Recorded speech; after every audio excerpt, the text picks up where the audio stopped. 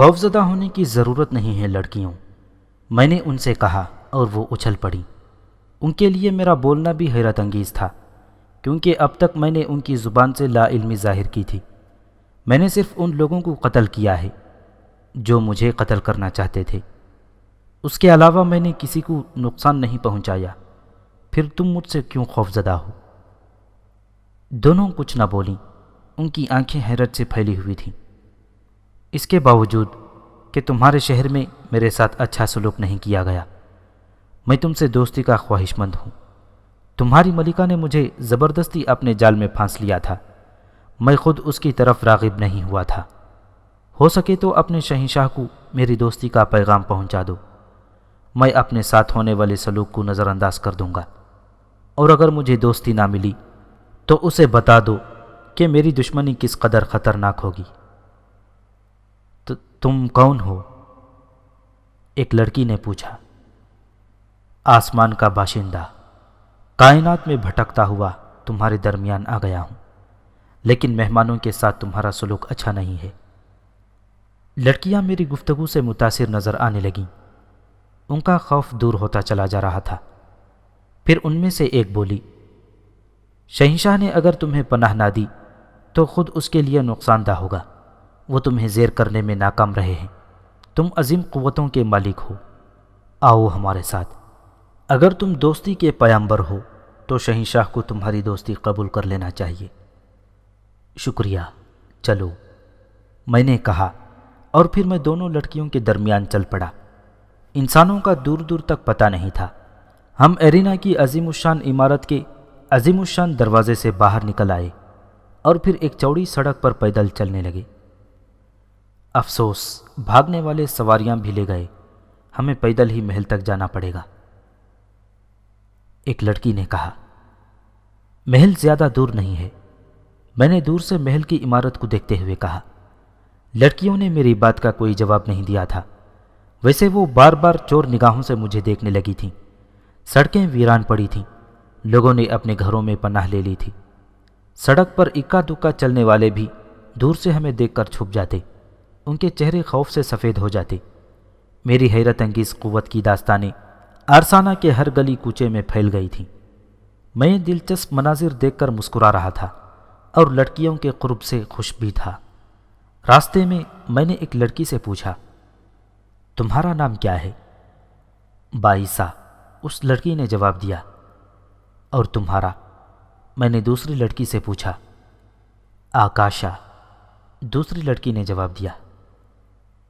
تم دونوں بے حد خوبصورت ہو، میں نے کہا، اور ان کے چہروں پر شرم کی سرخی پھیل گئی۔ شہنشاہ سے تمہارا کیا رشتہ ہے؟ میں نے تمہیں اس کے پاس بیٹھے دیکھا تھا۔ وہ ہمارا باپ ہے۔ اوہ، تو تم ساریتا کی لڑکیاں ہو؟ نہیں، ہم شہنشاہ کی دوسری بیویوں کی اولادیں ہیں۔ شہنشاہ کی بہت سی بیویاں ہیں، لیکن اس کی اولاد میں ہم دونوں ہی ہیں۔ ہماری مائیں بھی الگ الگ ہیں۔ بڑا بزدل باپ ہے تمہارا، اپنی اولاد کو چھوڑ کر فرار ہو گیا، میں نے کہا، اور دونوں لڑکیوں کے چہرے شرم سے لٹک گئے۔ لیکن اسی وقت میں چونک پڑا۔ سامنے ہی آہن پوش سپاہیوں کا ایک بہت بڑا ہجوم راستہ روکے کھڑا تھا۔ ان کے چمکدار ہتھیار آنکھوں کو خیرہ کر رہے تھے، اور وہ یقیناً جان دینے اور لینے پر تلے ہوئے تھے۔ میں بڑھتا رہا، لڑکیوں کے سینوں کا زیر و بم بڑھ گیا تھا۔ انہوں نے ایک دوسری کی طرف دیکھا اور پھر دونوں ہی تیزی سے آگے بڑھ گئیں۔ پھر انہوں نے چیخ چیخ کر سپاہیوں سے کہا، منتشر ہو جاؤ، راستہ مت روکو، ہمارے لیے سواری فراہم کرو۔ وہ دوست ہے، برے ارادے نہیں رکھتا۔ ہاں، اگر تم نے اسے روکنے کی کوشش کی تو نقصان اٹھاؤ گے۔ راستہ چھوڑ دو، اس کے سامنے دشمن کی حیثیت سے مت آؤ۔ ہمارا حکم ہے، میں شہنشاہ کے نام پر تمہیں حکم دیتی ہوں۔ انہوں نے چیخ چیخ کر کئی بار یہ الفاظ کہے اور سپاہیوں کی صفوں میں افراتفری پھیل گئی۔ انہوں نے راستہ چھوڑ دیا اور منتشر ہونے لگے۔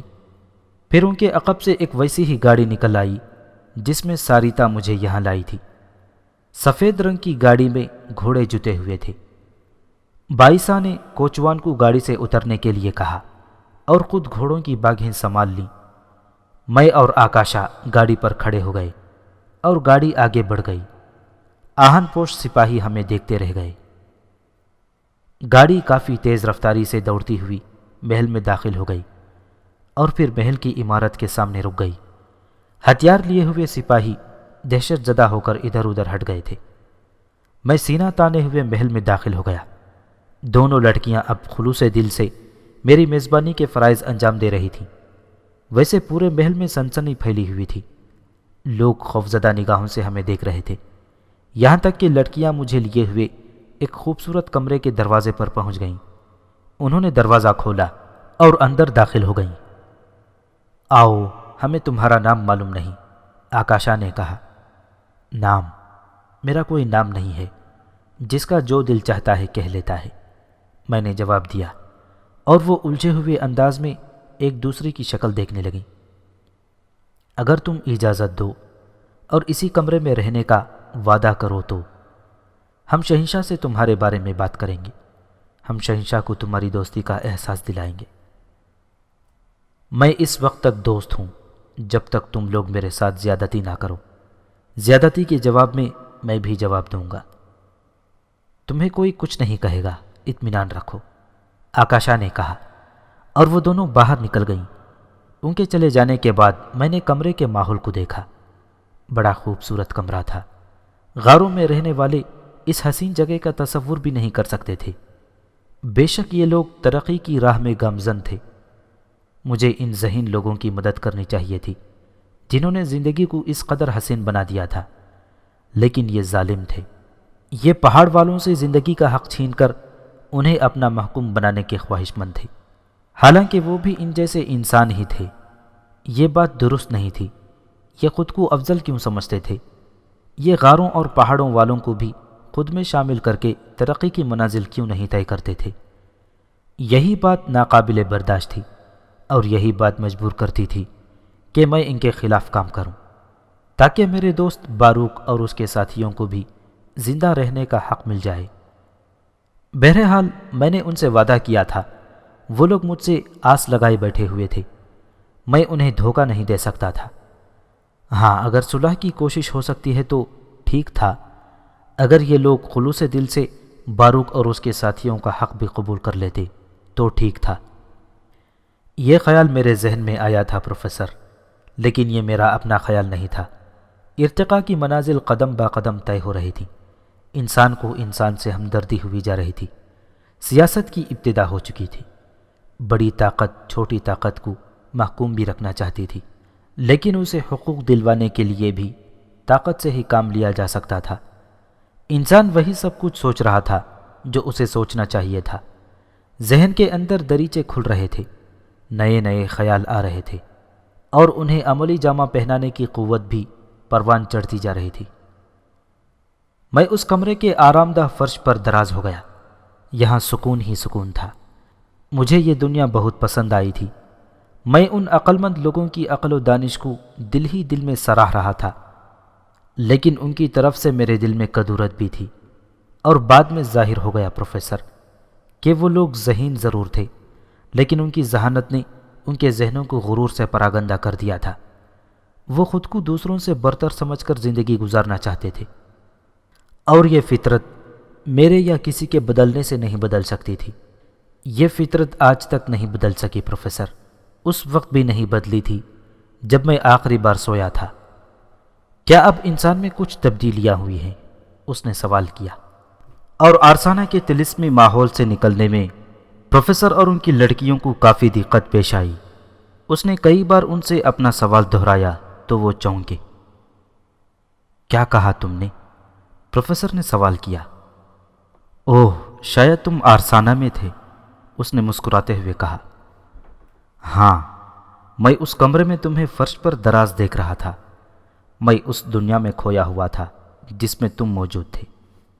میں نے سوال کیا تھا پروفیسر کہ کیا اس دور کے انسان کے ذہن میں برتری کے خیال نے گھر نہیں کیا؟ کیا انسانی اقدار بدلی ہیں؟ ہرگز نہیں، بلکہ یہ جذبہ اور شدید ہو گیا ہے۔ رنگ، نسل، آب و ہوا کے بل پر انسان ایک دوسرے کو حقیر سمجھتے ہیں۔ آج بھی احساس برتری کا دور دورہ ہے۔ یہ چیز بھی انسان کی فطرت میں ابتدا سے ہے۔ اس نے کائنات کے ایک ایک ذرے پر قابو پا لیا ہے۔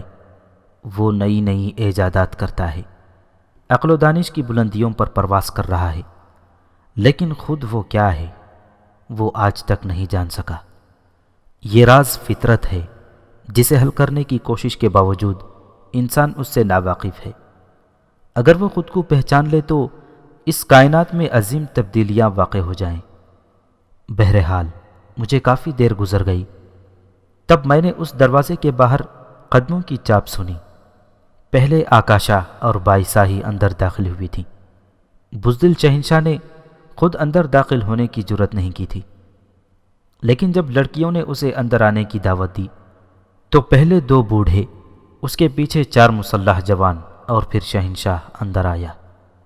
وہ سب خوفزدہ تھے اور اسی انداز میں اندر آئے تھے کہ اگر بھاگنے کی ضرورت پیش آئے تو سب سے پہلے وہی نکل سکیں۔ میں فرش پر بیٹھ گیا اور وہ ایک قطار میں کھڑے ہو گئے۔ تب آکاشا نے کہا، میں نے شہنشاہ کو بتایا ہے کہ اس کی کوششوں کے باوجود تم خود کو اس کا دوست ثابت کر سکتے ہو۔ کیا میں نے غلط کہا ہے؟ نہیں، یہ درست ہے شہنشاہ، میں نے کہا، اور تمام لوگ اچھل پڑے۔ تم ہماری طرح بول سکتے ہو، مگر اس سے قبل تو تم ہماری بات بھی نہیں سمجھ سکتے تھے، شہنشاہ نے کہا۔ یہ ان پراسرار قوتوں کے راز ہیں شہنشاہ، جنہوں نے مجھے تم میں بھیجا ہے۔ ہاں، اس وقت تک میں نہیں بول سکتا تھا، تمہاری بات صرف اشاروں میں میری سمجھ میں آتی تھی، لیکن پھر ان قوتوں نے مجھے بولنے کی قوت دی، تمہاری زبان سمجھنے کی قوت دی، اور میں تم سے بات کرنے لگا۔ تم کون سی قوتوں کی بات کرتے ہو؟ شہنشاہ نے کہا۔ میں نہیں جانتا تم ان قوتوں کو کس نام سے پکارتے ہو، کوئی انہیں روشنی کہتا ہے تو کوئی تاریکی، کوئی انہیں گرج کا نام دیتا ہے تو کوئی چمک کا۔ میں انہی آسمانی قوتوں کی بات کرتا ہوں جن کی پوجا کی جاتی ہے۔ تعاری کی قسم، یہ تو دیوتاؤں کی طرح بات کرتا ہے۔ کیا یہ در حقیقت آسمان سے اترا ہوا کوئی دیوتا ہے؟ کیا یہ آسمان کا بیٹا ہے؟ شہنشاہ کے ساتھ آنے والے ایک بوڑھے نے خوفزدہ لہجے میں کہا، اور شہنشاہ چونک کر اسے دیکھنے لگا۔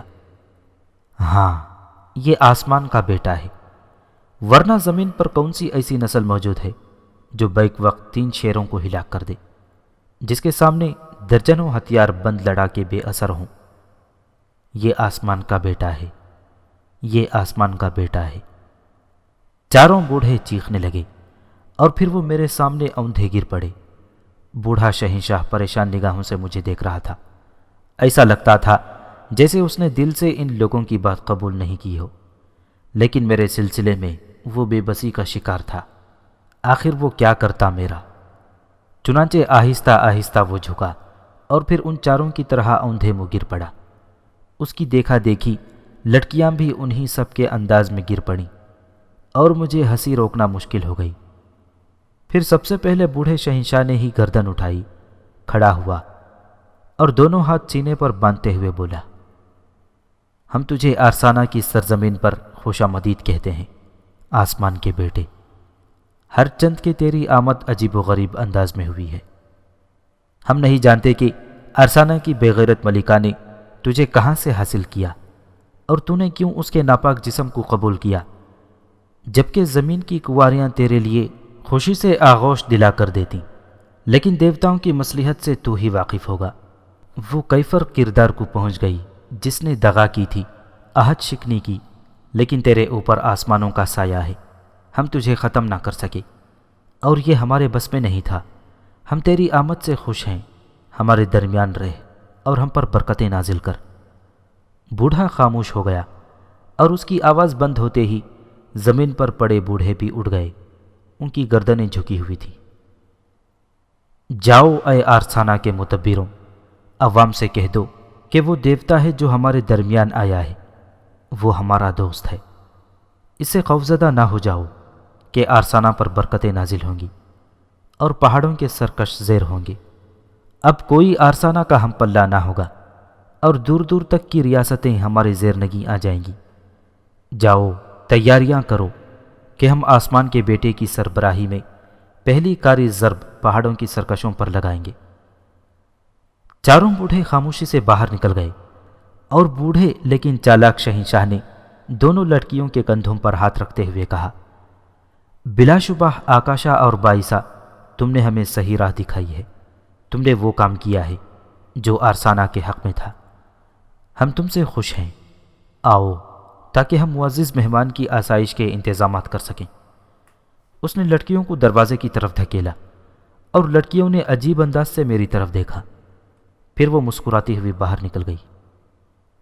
ان کے جانے کے بعد میں پھر فرش پر دراز ہو گیا۔ میرے ذہن میں بہت سے خیالات گردش کر رہے تھے۔ جو کچھ ہوا وہ میری توقع کے خلاف نہیں تھا۔ انہوں نے اس انداز میں میری برتری قبول کی، کسی نہ کسی انداز میں کرنی ہی تھی۔ بہرحال مجھے کام کرنے کا موقع مل گیا تھا۔ یہ خیال اب میرے ذہن میں موجود تھا کہ میں پہاڑ والوں اور ان لوگوں سے صلح کرا دوں، جنگ نہ ہو اور یہ لوگ ان کا حق تسلیم کر لیں، انہیں اپنی ایک دنیا بنا کر رہنے کی اجازت دے دیں اور ان کی زندگی میں مداخلت نہ کریں۔ ہر چند کے میں نے لمبی گردن والے شہنشاہ کی آنکھوں میں مکاری کی جھلکیاں پائی تھیں اور مجھے یہ کام سخت مشکل نظر آ رہا تھا۔ شہنشاہ کے محل میں میری خوب خاطر مدارت ہوئی۔ درجنوں لونڈیاں اور غلام میری خدمت پر مامور کر دیے گئے جو دن رات میرا خیال رکھتے تھے، لیکن میں بہت جلد سمجھ گیا کہ ان میں سے کچھ میری نگرانی بھی کرتے تھے، لیکن مجھے ان کی پرواہ نہیں تھی۔ ان میں سے کوئی میرا کچھ بھی نہیں بگاڑ سکتا تھا۔ میں عیش و عشرت کی زندگی بسر کر رہا تھا۔ جو لونڈیاں میری خدمت پر مامور کی گئی تھیں ان میں سے کئی خوبصورت تھیں، لیکن میں نے ان کی طرف التفات نہیں کیا۔ میں تو ان دونوں لڑکیوں کو پسند کرنے لگا تھا اور ان میں سے کسی کو چاہتا تھا، لیکن 3 دن گزر گئے تھے اور ابھی تک مدعا حاصل نہیں ہوا تھا۔ میں الجھن میں تھا کہ کس طرح انہیں حاصل کروں کہ چوتھی رات میری مشکل حل ہو گئی۔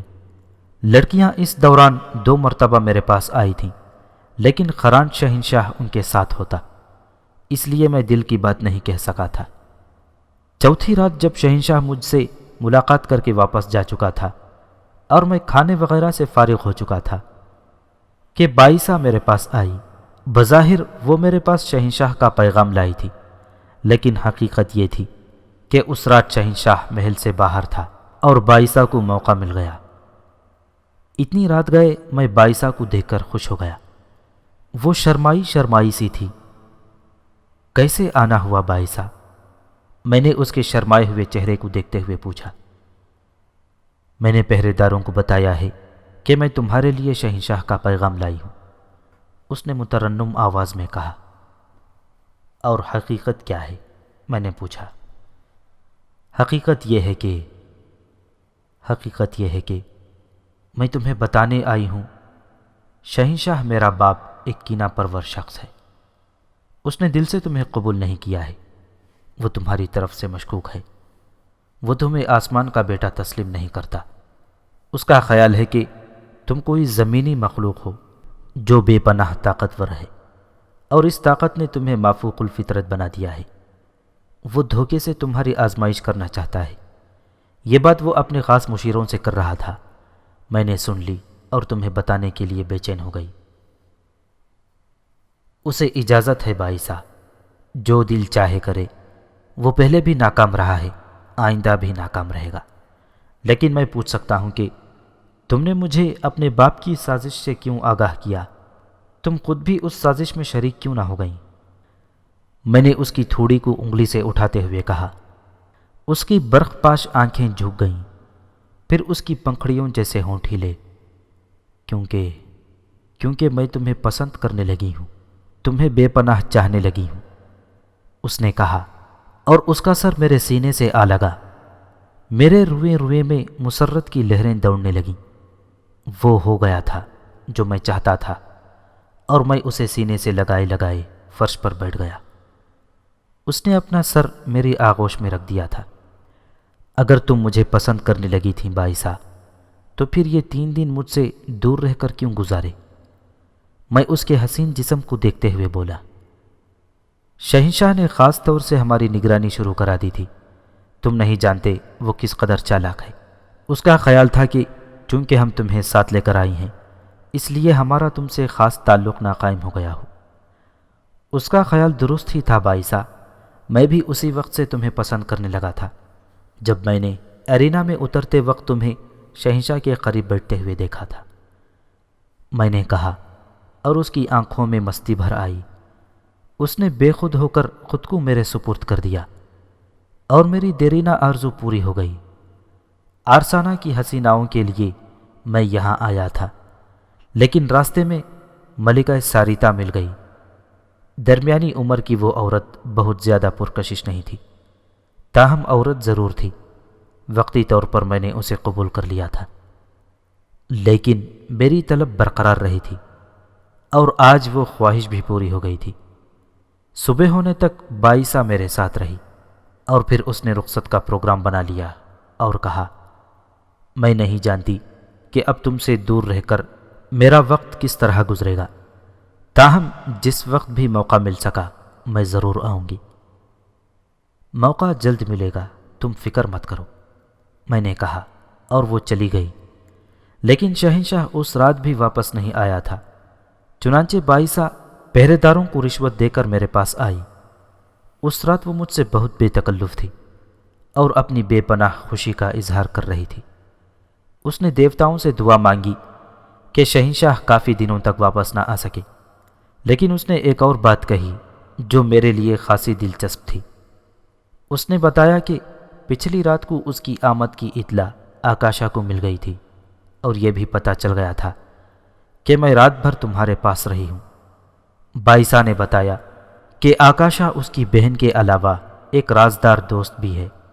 چنانچہ اس نے رات کی کہانی بائسا سے پوچھی، اور بائسا نے اسے سب کچھ سچ سچ بتا دیا، لیکن اسے معلوم نہیں تھا کہ آکاشا بھی مجھ میں دلچسپی لینے لگی ہے۔ آکاشا کی اداسی سے اس نے اندازہ لگا لیا تھا، اور پھر اصرار کرنے پر آکاشا نے اسے بتایا کہ وہ بھی مجھے چاہتی ہے، لیکن بائسا اس سے زیادہ دلیر نکلی کیونکہ وہ کوشش کے باوجود میرے نزدیک آنے کی جسارت نہیں کر سکی تھی۔ مجھے یہ واقعہ بہت دلچسپ معلوم ہوا پروفیسر۔ رقابت کی کہانی نے اخلاق کے لبادے اوڑھ لیے تھے۔ ایک دور وہ تھا جب لاکا نے میری پہلی ساتھی لڑکی کو رقابت کی آگ میں جل کر وحشیانہ انداز میں ہلاک کر دیا تھا، اور اب انداز فکر بدل گیا تھا۔ انسان تہذیب سے آشنا ہو گیا تھا، ایک دوسرے کے لیے قربانی کا جذبہ پیدا ہو گیا تھا۔ بظاہر یہ ایک عام سی کہانی تھی پروفیسر، لیکن میں اس کہانی کی روح سے واقف تھا۔ میں بدلتی ہوئی اقدار سے لطف اندوز ہو رہا تھا، میں انسان کی تبدیلیوں کے آشنا ہو رہا تھا۔ گو ابھی مجھے آرسانہ والوں کی تہذیب سے آشنا ہونے کا پورا موقع نہیں ملا تھا۔ یہاں میری شخصیت کو آزادی نہیں تھی، لیکن جہاں تک میں اندازہ لگا سکا تھا آرسانہ کے انسان ترقی کے کچھ منازل طے کر چکے تھے، لیکن اس کے اندر ایک اور جذبہ بیدار تھا، یعنی خود پرستی۔ وہ خود کو دوسرے انسانوں سے افضل سمجھتے تھے۔ ان کا خیال تھا کہ وہ صرف حکمرانی کے لیے پیدا ہوئے ہیں اور دوسروں کو صرف ان کی اطاعت کرنا چاہیے۔ اگر وہ اس جذبے سے ہٹ کر کام کرتے پروفیسر، تو مجھے یقین تھا کہ اس وقت تک سب سے ذہین اور ترقی یافتہ قوم ہوتے، لیکن وہ خود کو کھونے کی تیاریاں کر رہے تھے۔ انسان ذہنی طور پر ابھی پست تھا۔ ایرینا میں ہونے والا خونی کھیل پتھروں کے زمانے کی داستان دہراتا تھا۔ انسان کی ذہنی سطح کسی حد تک بلند ہوئی تھی، لیکن ابھی اس میں وحشیانہ قوت باقی تھی، بلکہ اگر وحشت کا اندازہ لگایا جائے تو وہ پتھر کے دور کے انسان سے بھی بدتر ہو گیا تھا۔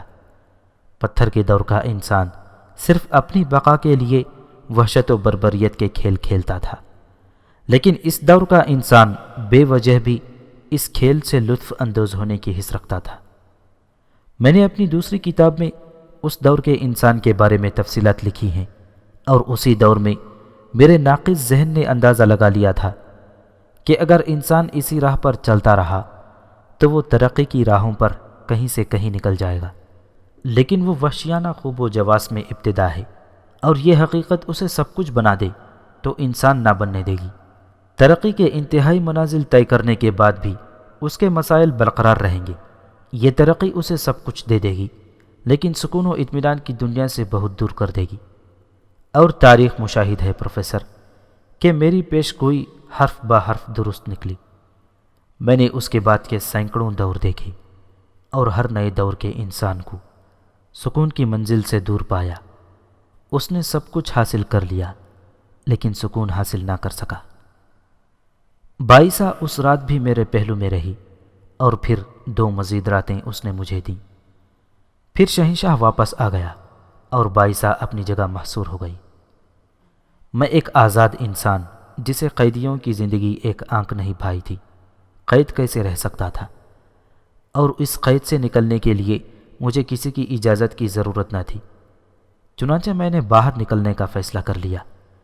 میرے غلاموں اور کنیزوں نے مجھے دیکھا، مجھ سے باہر نہ جانے کی درخواست کی، لیکن میں اس درخواست کو قبول کرنے کے لیے مجبور تو نہیں تھا۔ میں اپنے کمرے سے نکل آیا۔ میں نے پورے محل کو گھوم پھر کر دیکھا۔ کس کی مجال تھی کہ مجھے روکے؟ جس طرف میں جاتا سپاہی خوفزدہ ہو کر راستہ چھوڑ دیتے۔ شہنشاہ کو بھی میرے باہر آنے کی اطلاع مل گئی تھی۔ چنانچہ اس وقت میں محل کے دروازے پر تھا جب شہنشاہ اپنے آدمیوں کی پوری فوج کے ساتھ میرے نزدیک آ گیا۔ آسمان کے بیٹے کی خدمت میں تعظیم، اس نے خم ہوتے ہوئے کہا، کہاں کا ارادہ ہے؟ میں اپنے عجیب میزبان کی دنیا کو دیکھنے جا رہا ہوں جس نے مجھے مہمان بنا کر قیدیوں کی سی حیثیت دے دی ہے۔ میں نے کہا، میں سخت مصروف تھا دیوتاؤں کے منظور نظر، آ میرے ساتھ، میں تجھے اس دنیا کی سیر کراؤں۔ اس نے احترام سے کہا، نہیں، میں آزادی سے گھومنا چاہتا ہوں، میں تنہا ہی تمہارے شہر کی سیر کروں گا۔ میں نے فیصلہ کن لہجے میں کہا۔ تب بحالت مجبوری شہنشاہ نے میرے لیے دوڑنے والے جانوروں کی ایک گاڑی مہیا کر دی۔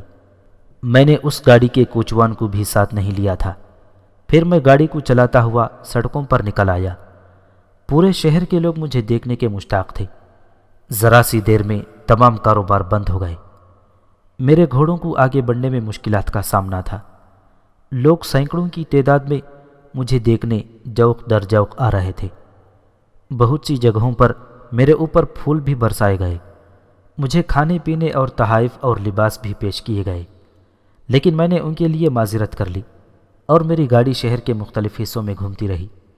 شام تک میں نے آدھا شہر دیکھ لیا تھا۔ اپنا پروگرام بھی پیش نگاہ تھا، چنانچہ میں اس کے لیے بھی اپنے ذہن میں نقشہ مرتب کر رہا تھا اور بہت سی کام کی باتیں سوچ چکا تھا۔ شام کو میں واپس محل پہنچ گیا۔ رات کے کھانے پر شہنشاہ نے مجھ سے ملاقات کی۔ اس نے مجھے اپنے ساتھ ہی کھانے کی پیشکش کی تھی اور در حقیقت شہنشاہ سے میری یہ پہلی تفصیلی ملاقات تھی۔ کھانے کی میز پر اس کے بہت سے جغادری مشیر بھی تھے۔ سب نے میری تعظیم کی، لیکن میں نے ان کی آنکھوں میں اپنے لیے کینہ پروری کے تاثرات پائے تھے۔ لمبی گردن والا مکار مجھ سے طرح طرح کے سوالات کرتا رہا اور میں اس کے جوابات دیتا رہا۔ بے وقوف انسان مجھ سے میری شخصیت اگلوانا چاہتا تھا، لیکن اس کی 50 پشتیں بھی میرے تجربے کو نہیں پہنچ سکتی تھیں۔ وہ اپنے مطلب کی ایک بھی بات مجھ سے معلوم نہیں کر سکا تھا۔ اس کے مشیروں نے بھی کچھ سوالات کیے تھے اور میں نے انہیں بھی جوابات دیے تھے۔ پھر کھانا ختم ہو گیا اور میں آرام کرنے چلا گیا۔ بائسہ نے میرے جسم کی دبی ہوئی چنگاریاں کورید دی تھیں۔ وہ پھر مجبوری کی قید میں چلی گئی تھی، اس لیے میری راتیں بے چینی سے گزر رہی تھیں۔ دوسری بندیاں مجھے حاصل ہو سکتی تھیں، لیکن میں انہیں پسند نہیں کرتا تھا۔ میں اپنا معیار برقرار رکھنا چاہتا تھا۔ دوسری صبح میں نے حسب معمول پھر شہر کی سیر کا پروگرام بنا لیا۔ گاڑی مہیا ہو گئی اور میں چل پڑا۔ میری خواہش تھی کہ اب میں جلد از جلد اپنا کام مکمل کر لوں اور یہاں سے چل پڑوں، تاکہ جب پہاڑ والوں کے ساتھ آرسانہ میں داخل ہوں تو میری حیثیت ہی دوسری ہو۔ آرسانہ والوں کے جوش و خروش کا وہی عالم تھا، لیکن مجھ سے ملنے کے لیے ٹوٹ پڑ رہے تھے۔